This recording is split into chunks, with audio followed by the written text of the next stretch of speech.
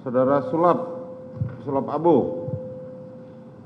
Apa yang saudara ketahui? Siap Yang Mulia. Coba ceritakan. Mohon izin Yang Mulia. Silakan.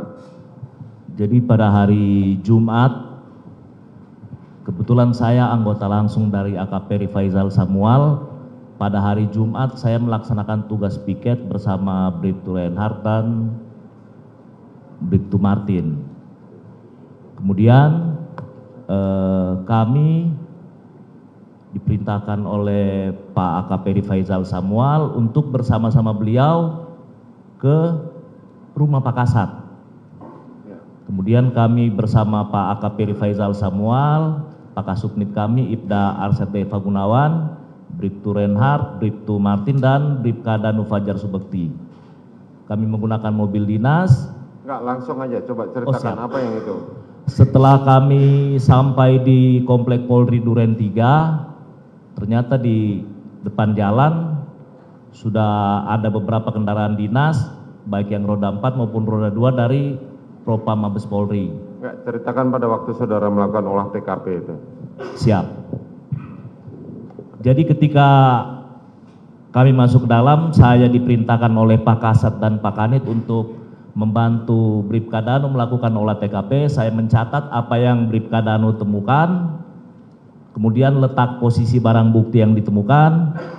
Pada saat itu kami menemukan 10 selongsong peluru, kemudian 3 butir proyektil dan 4 butir serpihan peluru. Di arah tembok yang ke lantai 2 terdapat 5 lubang, kemudian di bawah pintu sebelah kanan tangan kanan almarhum ada 2 lubang, kemudian di atas rak TV ada 1 lubang dan di list plafon 1 lubang Yang Mulia.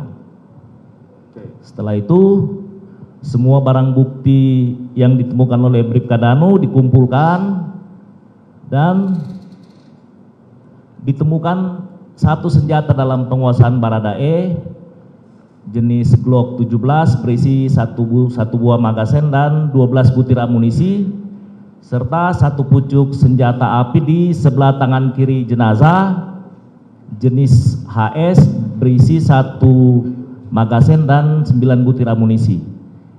Kemudian kedua pucuk senjata berikut magazen dan amunisi berikut 3 saksi tadi Baradae, Bribka Riki Rizal Wibowo dan Kuat Ma'ruf dibawa oleh Kombes Pol Susanto ke Propam Polri.